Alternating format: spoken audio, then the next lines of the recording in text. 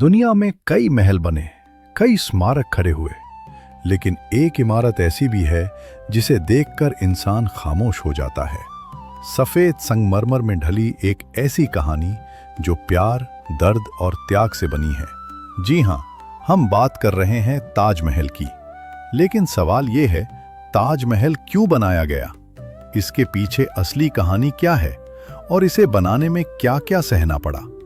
आज इस वीडियो में हम जानेंगे ताजमहल का पूरा इतिहास। 17वीं सदी का भारत, मुगल साम्राज्य अपने चरम पर था।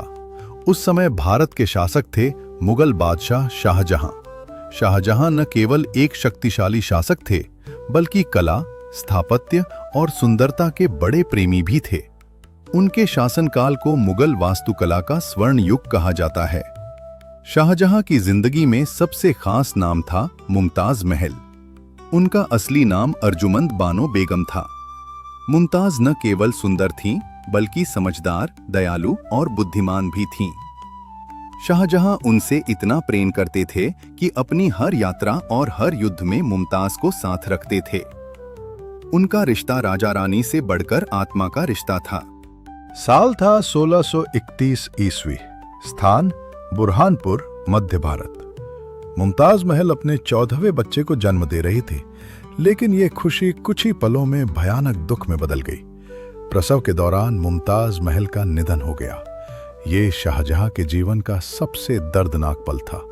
कहा जाता है उनका चेहरा सूख गया, आंखों की चमक खो गई और वे पूरी तरह टूट गए। इतिहासकारों के अनुसार मुमताज महल ने मृत्यु से पहले शाहजहां से वादा लिया उनकी याद में एक ऐसी इमारत बनाना जो दुनिया में बेजोड़ हो, और शाहजहां ने इस वचन को अपनी जिंदगी का सबसे बड़ा मिशन बना लिया। शाहजहां ने ऐलान किया, मेरी बेगम की याद में ऐसा मकबरा बनेगा जो समय को भी झुका देगा। और यहीं से ताजमहल की कहानी शुरू हुई। ताजमहल के लिए चुनी गई जगह आगरा, यमुना नदी का किनारा। यह स्थान इसलिए चुना गया क्योंकि यहाँ की मिट्टी मजबूत थी और वातावरण शांत था। नींव के लिए लकड़ी के हजारों कुएं बनाए गए जो आज भी ताजमहल को संभाले हुए हैं। ताजमहल का सफेद संगमरमर राजस्थान के मकराना से लाया गया। इसके अलावा ईरान, तिब्बत, चीन और अफगानिस्तान से कीमती पत्थर मंगवाए गए। करीब 28 प्रकार के रत्न इसमें जड़े गए। ताजमहल के निर्माण में करीब 20,000 कारीगर लगे। तुर्की, फारस, समरकंद और भारत से विशेष कारीगर बुलाए गए। एक झूठी कहानी फैलाई गई कि उनके हाथ काट दिए गए, लेकिन इसका कोई ऐतिहासिक प्रमाण नहीं। ताजमहल की सबसे बड़ी खूबी है पूर्ण संतुलन। 4 मीनारें जानबूझकर बाहर की ओर झुकी बनाई गईं, ताकि भूकंप में मुख्य मकबरा सुरक्षित रहे। बीच में विशाल गुंबद और अंदर मुमताज की कब्र। ताजमहल बनने में करीब 22 साल लगे। उस समय खर्च हुआ लगभग 32 करोड़ रुपए।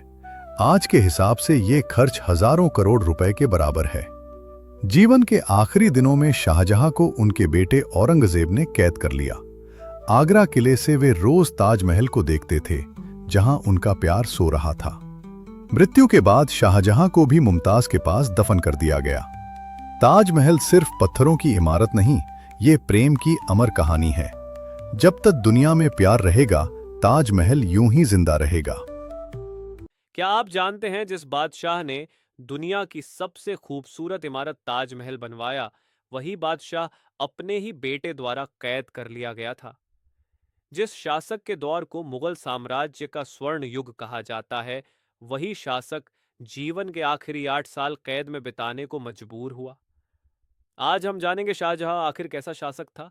क्या वह सिर्फ प्रेम का प्रतीक था या एक कठोर सत्ता प्रिय बादशाह? शाहजहां का असली नाम था शहाबुद्दीन मोहम्मद खुर्रम। उनका जन्म 5 जनवरी 1592 को लाहौर में हुआ था।